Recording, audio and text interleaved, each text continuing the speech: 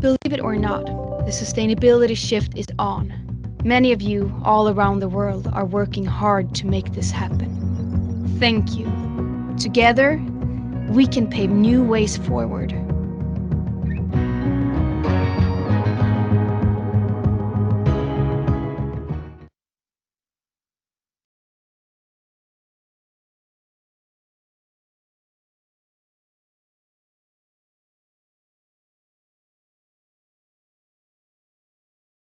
Hi everyone, and welcome back to the second part of this Nordic Energy Talks 2021. My name is Claes Arvidsson, and I'm a project manager at our Copenhagen office. I would like to just start off by reflecting a little bit on our session this morning, where we really set the scene for this afternoon's panel discussions. From the opening remarks of our ambassadors for the Nordic countries, I really took with me the emphasis and the importance of Nordic collaboration and also the shared opportunities for cross-border investments and business. We are very strong together in the Nordics, and we can really benefit from the exchange of products and services, materials and energy across the borders, and this is really why we are gathered here today. We started out this morning with hearing from Fingrid, who painted a picture of the energy system, how it could look in 2030, or perhaps how it should look if we are to fulfill our ambitious climate goals in the Nordic countries. The scenario shows a massive growth in electricity consumption across the Nordic countries, with 1/3 higher consumption in 2030 and even 2/3 higher consumptions in 2040.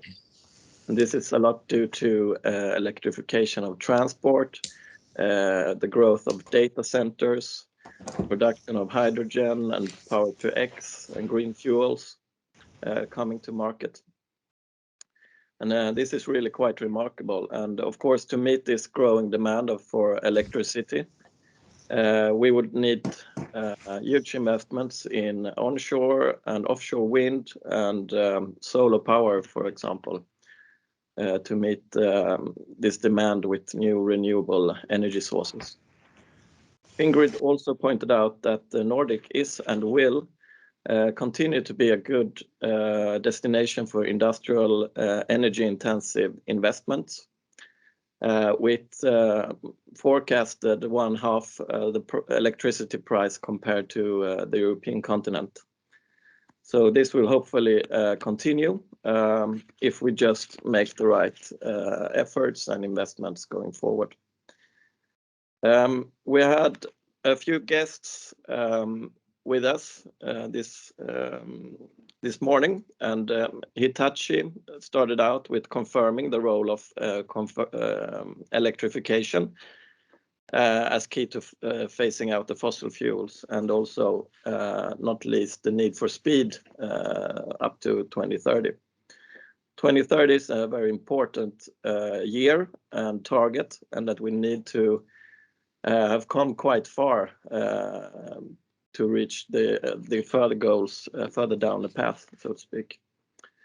We don't have time to get tangled up in arguments and politicizing decisions. We really need to be task-oriented and also wipe away those hurdles, such as permit processes and so on.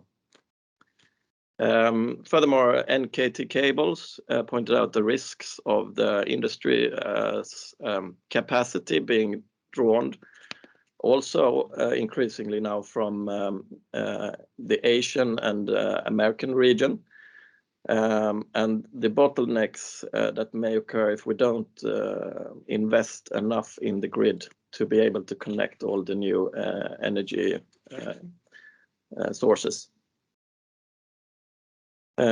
We also had Vätgas Sverige, who emphasized the good Nordic collaboration that we already have, and where we really can complement each other within the hydrogen sector in the Nordics, and that we also need to make roadmaps to make this transition become a reality. Finally, we had PowerCell, who argued that we need actually not only realistic ambitions, but also unrealistic ambitions to set high goals that the industry then can aim for. And also that we need leadership, and that the focus should not actually be on 2030, but at 2025 already. PowerCell also called out for large industrial test beds across the Nordics to get the technology that we already have today ready to be able to scale and also distribute it on the markets. Finally, I think all the panelists this morning joined in saying that there is a massive need for investments in infrastructure to make this happen, and it's really now is the time to do it. And with those words, I would like to give a warm welcome to this afternoon's panelists and moderators. We will go through three panels, starting with wind energy, going on with smart grid, and then power to X. And I would like to hand over to our moderator for the wind panel now, Jenny Longworth, who's a board member of the Swedish Wind Power Association and has worked many years in the wind industry. Thank you very much, Claes. And as Claes mentioned, we're going to spend the next 25 minutes talking about wind energy from a Nordic perspective. And we have a fantastic panel with us today. We have representatives from Ørsted, from Equinor, from Thaler Energia and Hexicon. So the plan is to start with a short introduction of the panelists and then move on from there. So maybe starting with Hanne Wigum, manager offshore wind technology at Equinor. Hanne has been with Equinor for over 20 years, in the last 9 years in leadership positions. Hanne, Equinor is active both in the Nordics and internationally. What would you say were the highlights of Equinor? Thank you for the invitation and also for asking the question. So Equinor will soon be the operator of the world's largest offshore wind farm at Doggerbank. We will start operation of the first floating offshore wind farm supplying power to oil and gas.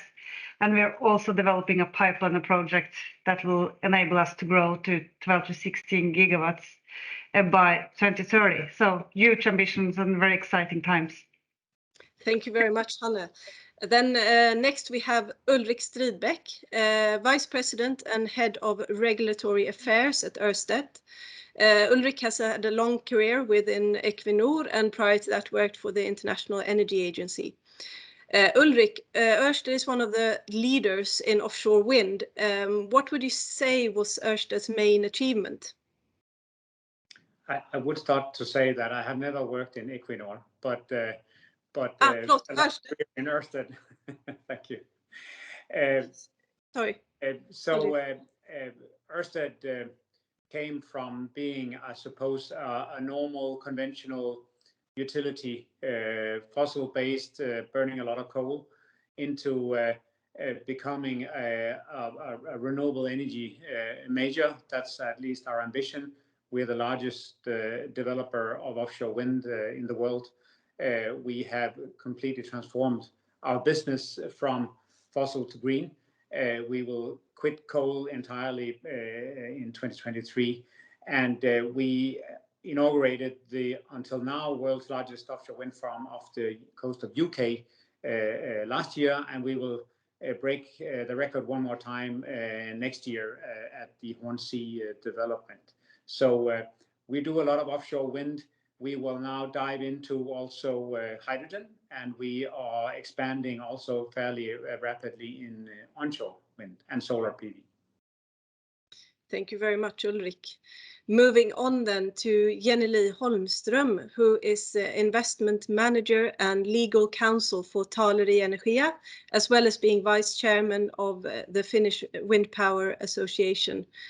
Jenny, Taleri Energia has been growing rapidly in the past few years, managing funds investing in solar and wind. Why the focus in solar and wind? Thank you, Jenny, for your kind introduction. And well, solar and wind really, I mean, it's a proven technology which investors tend to like. So you have the risk versus reward is in a proper balance as an infrastructure product. And as it's been previously apparently talked about today, the massive need of increasing the production in these areas will really keep us busy for probably the coming decade. So we don't need to get more creative. We have our work cut out for us with this business. Thank you very much, Jenny.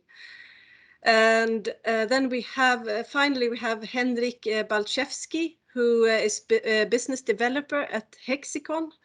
And Henrik comes from a background in oil and gas, shipping and aviation, and has worked in a number of leadership positions, including CEO at Salenia and Hexicon. Henrik, Hexicon is really at the forefront of offshore technology. How did the first project start? Well, you know, in my school book, I learned that, you know, thank you for having us online. But many years ago, I went to school. It said that you have to start in your home market. And if you succeed, you can go abroad. We started in Korea, which is the only country in our book that has a renewable energy tariff system that promotes having the wind farms as far offshore as possible within the jurisdiction of Korea. So we started developing a wind farm project on the east coast of Korea, and we're able to attract Shell Oil to farm into that. And we have a joint development team in Busan. And with the learnings from the Korean market, we have started in a few new jurisdictions. And now, with the power deficit in the south of Sweden, we have started using the learnings from Korea in Swedish waters. Thank you very much for that, Henrik. We will move on to the next question, which is what role will wind energy on and offshore play in the Nordics in order to meet the climate targets 2030? And I would like to ask Jenny Lee, what do you see that the role of wind energy will play? Well, thank you. I'm speaking from both Taleri Energia and the Wind Power Association point of view. It is really a no-brainer to us that it's wind power that is going to be the key factor for meeting the sustainability targets. There will be a session later on power to X and green hydrogen and such. But firstly, we need to build a lot more capacity. From a Finnish point of view, there's still a lot of room. We haven't even really gone offshore, and there's still a lot of areas available on land. So that it is the key from our perspective. If you look at it from a Nordic perspective, what do you see as the similarities between the different markets? Well, we have investments in Finland and in Sweden and in Norway. We've built onshore wind in these markets, and really, essentially, all of the main components are the same with their own national flavor to it, if you may. So, from our point of view, it is really easy to make cross-border investments. So it generally just expands our home market. Thank you very much. And where do you see the main challenges in the Nordics for wind? Well, honestly, it seems like not a lot of people have realized that the transition into renewable energy is just a revolution.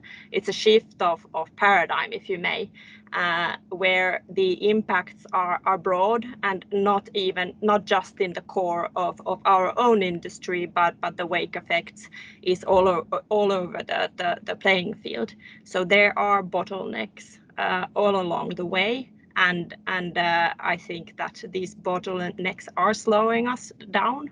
But since there is a socio-political consensus to increase the capacity, we are all getting there. But sure, there are issues slowing us down. Yeah, thank you very much. I would like to pass that same question over to Ulrik. Do you agree? Is wind the key to meeting the 2030 targets? I think we do not have the luxury to say that one thing or the other is the key. When you look at the numbers and what is required to decarbonize our countries, the Nordics, Europe, and the world, we will have to take an all the above type of approach. But indeed, wind, both onshore and offshore, is in our view absolutely essential. If we don't get that right, we are not going to make it. So that's clear enough. So I think we are still saying the same thing, but there are many keys. I think in that setting, the Nordic region is in a good position. As everywhere else, we're a little too late, a little too slow, a little bit too heavy in processes, but this is what we see everywhere. But we have a very, very good framework. We know how to cooperate both between our countries and within our sectors.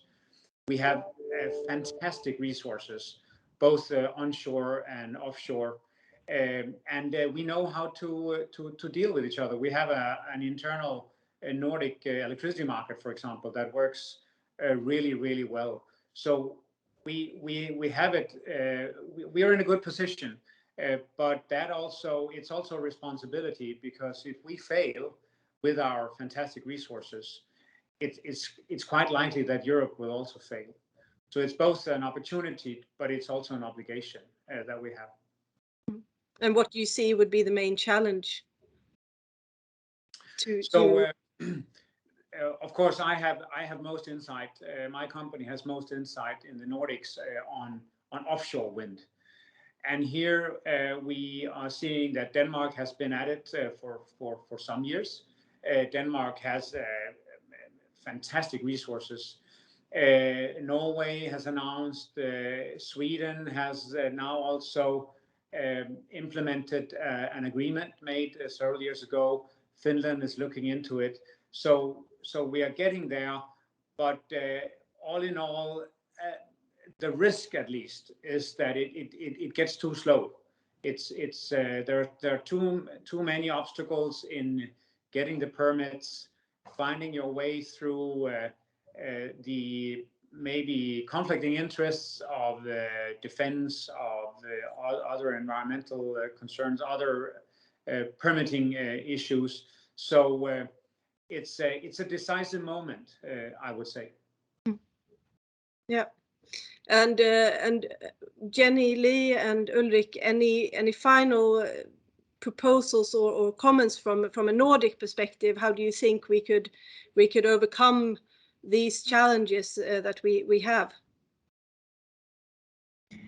I mean, actively engaging with the political front is, of course, something that we all as private players need to do. We need to be engaged in the discussion all the time. And I think that for example, the wind power associations in each country are doing a great job, but we as companies should be personally engaged as well.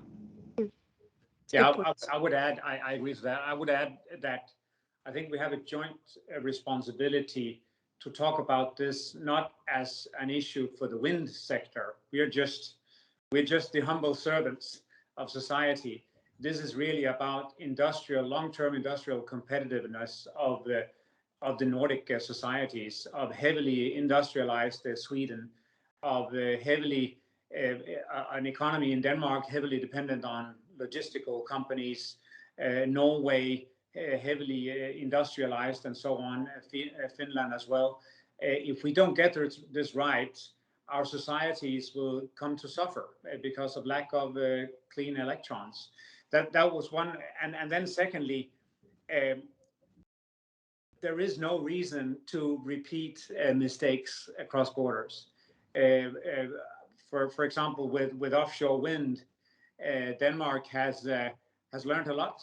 Denmark has made quite a few mistakes, but has also developed over the years some good approaches, some good solutions. We need to learn from each other on offshore, on onshore, on all these topics. I think that's a no regret thing. Thank you both very much for good responses.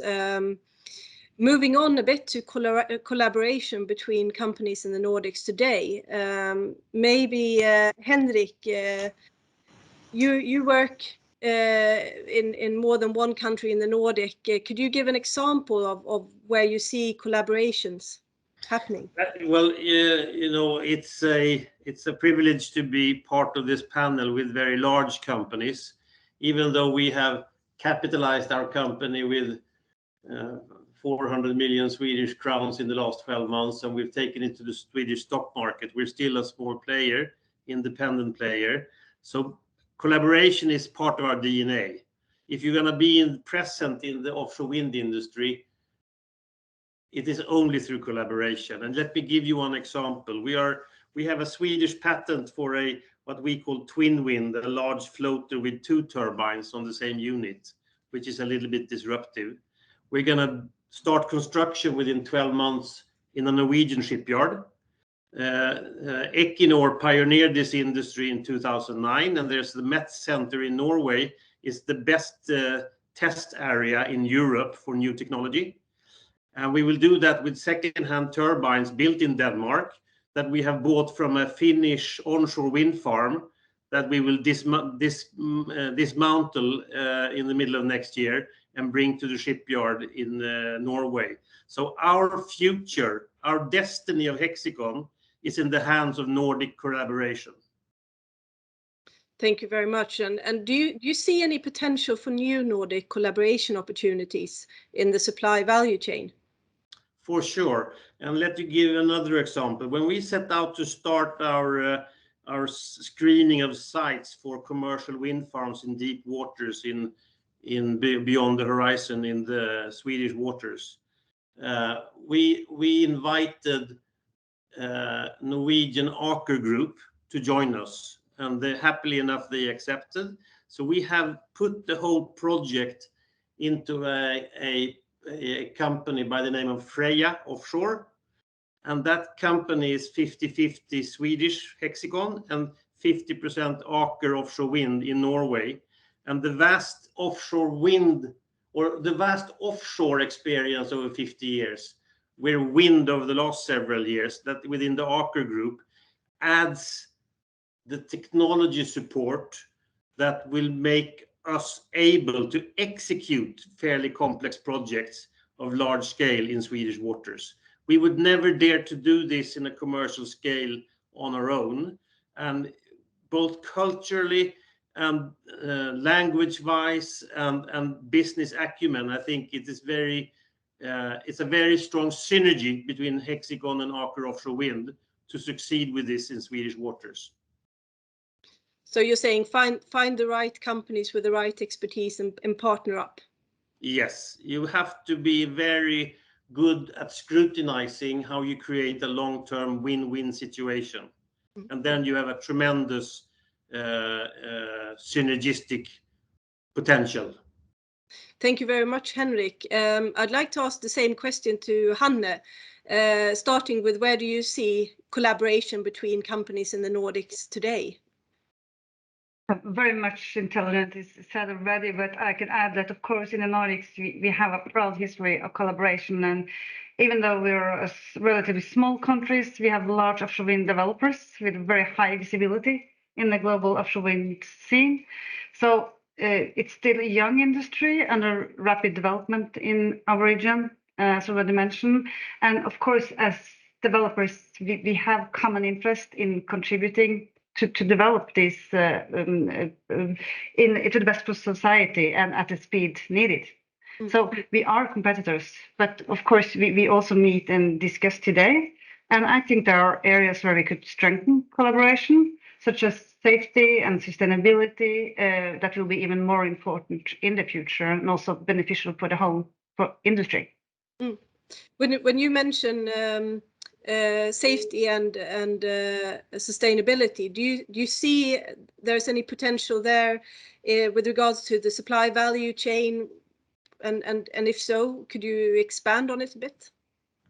Yeah, and of course, coming from the oil and gas legacy, of course, we do have lots of experience working with safety, and we see that this is a growing concern in the offshore wind industry, that this safety needs to be strengthened, and I think we could contribute there and work on solutions and technologies that will improve the situation, and I think that we will need to collaborate with across the supply chain.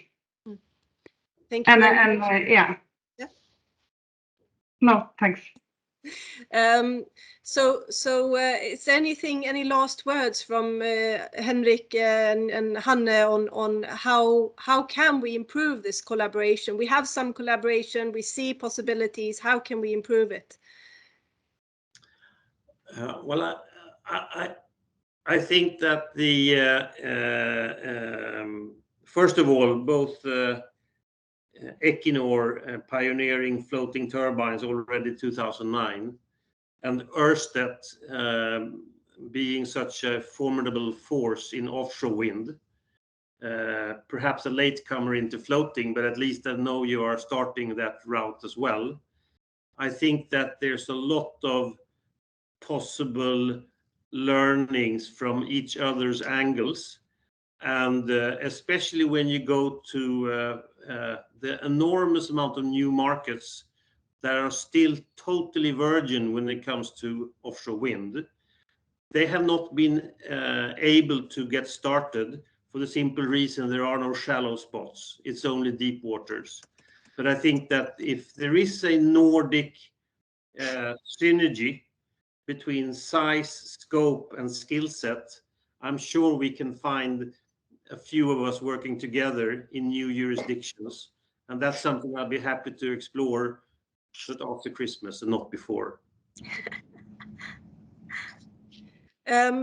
We have about 2 minutes left. I would just like to take one more question, and that is, how can we act together on global export markets? For example, Nordic companies in the supply chain. And is there anything hindering the Nordic potential to be even better? It's a bit on the same topic, but I'm going to open up the floor to anyone who would like to answer the question. Yeah, Jenny Lee. Okay, so like even we're not particularly in the export industry, but you can say that we export financing and know-how into other countries as well. And we've, for example, been making investments in onshore wind in Serbia. And there in these markets, you'll find that they are emerging and they're making their first investment decisions. And if we have the opportunity offered to us to work together with Nordic partners, you sort of know what to expect from these partners. And if there will be a lot of moving parts in emerging places, so you can have a united front together from your home market. And this is definitely something that we already do. Most of our partners are actually Nordics. So this is, we definitely can export together. Thank you very much. Ulrik, you had a few, you had your hand up as well. Yeah, thanks. Just one reflection. I very much agree to what has been said also by Henrik and Hanne, absolutely. But one reflection is that my guess would be that looking forward, one of the most important areas for much deeper industrial cooperation is the fact that very large industrial companies, logistical companies, as they need to go green, they will need hydrogen, they will need green fuels, they will need very large quantities of renewable energy. And I would think that that actually requires new forms of partnerships where supplier of energy and user of energy work much closer together. And I would also think that could be a very important avenue for global cooperation. And I think Nordic firms are very good at cooperating and have a good set up for that. Very large corporations, they will probably need green energy, not only here in our own backyard, but also for their activities globally. So a lot of scope for deeper cooperation through the entire supply chain, actually. Thanks. Thank you very much. And I would like to thank all the panelists for really good discussion and input. So thank you very much. Well, thank you for having us.